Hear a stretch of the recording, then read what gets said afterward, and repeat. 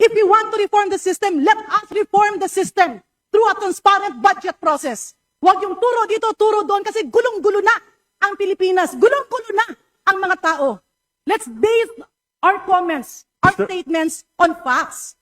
Sino po ang unang may responsibilidad? Ang Pangulo. 2023, GAA, sinalaula ng Kongreso.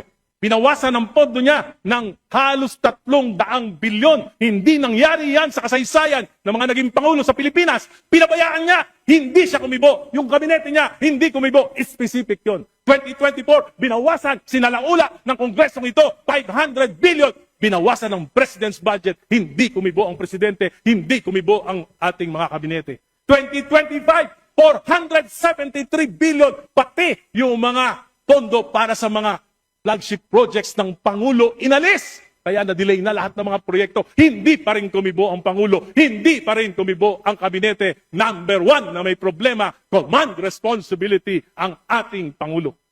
Very specific yan. Pangalawa, pinsan ng Presidente. Ang ating speaker noon, si Speaker Romualdez, hindi ba sila nag-uusap?